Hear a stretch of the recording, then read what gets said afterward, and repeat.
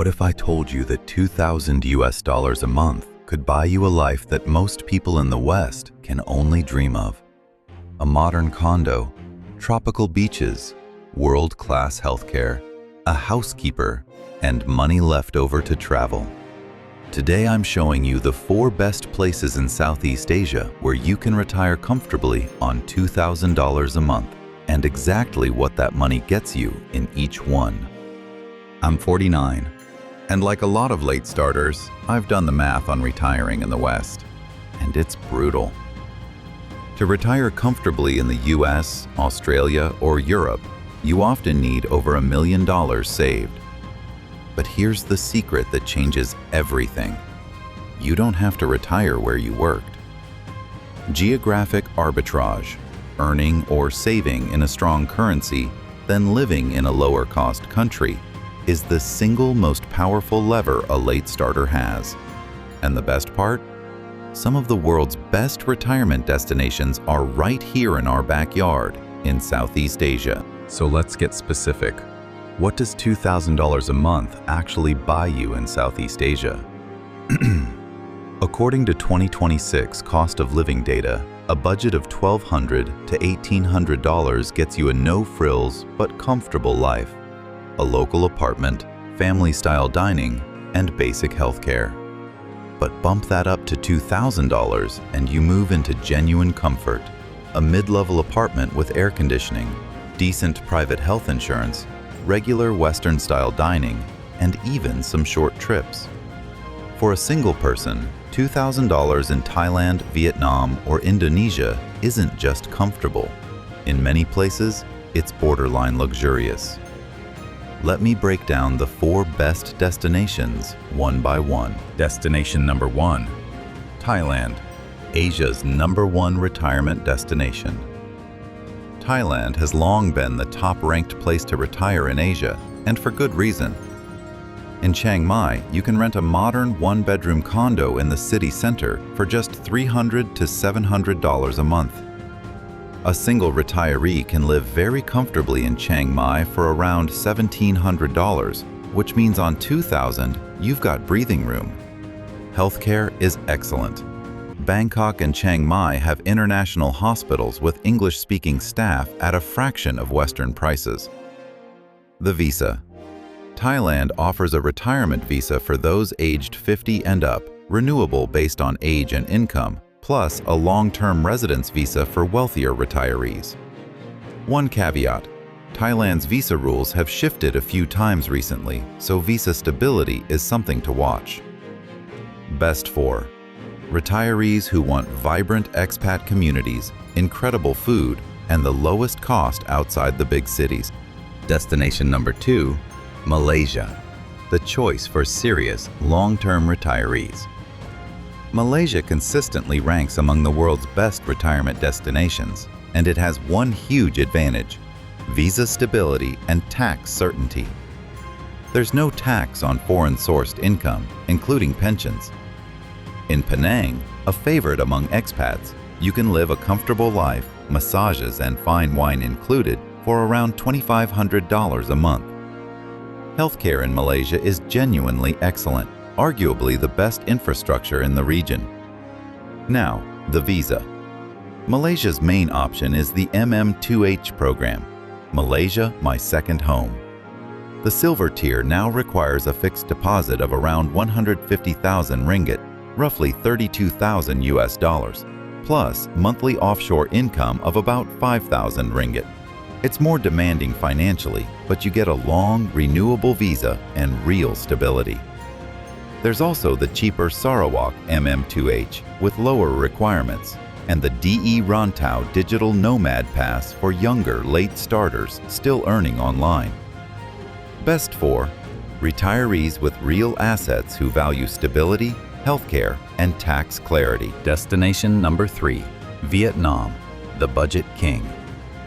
If your top priority is stretching every dollar, Vietnam is hard to beat.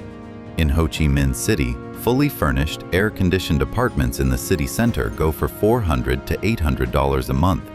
Hanoi is home to as many as 100,000 expats with low rent, fresh local food, and affordable healthcare.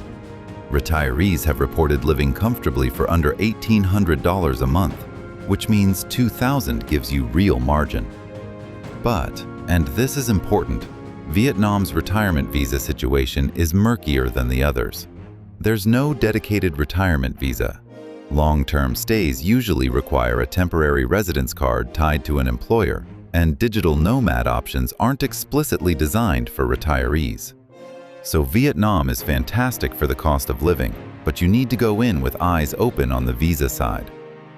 Best for budget-focused retirees and digital nomads comfortable navigating less certain visa rules. Destination number 4, and this one's close to home for me, Bali, Indonesia.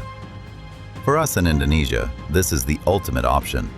World-class island living without even leaving the country. A retired couple can live well in Bali for around $1,400 a month, and one couple reported a fun, adventurous, carefree life on $2,500 a month. So on $2,000 as a single person, you're living the dream. Villa, scooter, warungs, and the occasional splurge at a beach club. And the numbers back this up. International tourist arrivals to Bali jumped nearly 20% in 2024 alone, and in 2026, the growth is continuing. Over 30,000 foreign expats now call Bali home permanently. This isn't a hidden secret anymore. It's a proven destination with growing infrastructure to match. Indonesia offers a retirement visa for those aged 55 and over, and the newer second home and remote worker visa options have made long stays more accessible. And for those of us already paying tax to DJP and filing our SPT, the tax familiarity is a real advantage. No need to untangle a foreign tax system from scratch. Best for Indonesians who want island paradise at home, and foreigners who want tropical beauty with a growing expat infrastructure. Okay, let's put all 4 side by side. Thailand, lowest cost outside cities, great expat scene, but watch the shifting visa rules. Malaysia, best healthcare and tax clarity, most stable visa, but the highest financial bar to entry through MM2H. Vietnam, cheapest of all, vibrant cities, but the murkiest visa situation. Bali, island paradise, home turf for Indonesians, comfortable on $2,000 with accessible visa options. If money is the only concern, Vietnam or Bali. If stability and healthcare matter most, Malaysia. If you want the classic expat experience, Thailand. And if you want to stay close to home with tax familiarity, for me, Bali wins. This isn't financial advice, but this is genuinely how I'm weighing my own options. So what's my honest take? For me, as an Indonesian, Bali is the obvious winner. Paradise at home, tax familiarity, no visa to fight for. But if I were optimizing purely for healthcare and long-term certainty, Malaysia would be hard to ignore. But I want to give you a reality check. $2,000 a month requires a portfolio. Using the 4% rule, that's around $600,000 invested. That's far less than the $1 million+ you'd need to retire in the West, which is exactly why geographic arbitrage is so powerful. But it's not zero. You still have to build that nest egg. And there are real trade-offs. Being far from family, navigating a foreign healthcare system in an emergency, visa renewals, and currency risk. Retiring abroad isn't an escape from planning. It's a smarter version of it. And for a late starter, it might be the single biggest accelerator you have. If you want to run your own numbers, my free retirement calculator in the description now includes Southeast Asia cost of living presets. If this helped, hit like and subscribe. Next video, I'm comparing gold bars versus ETFs as a store of wealth here in Southeast Asia. See you in the next one.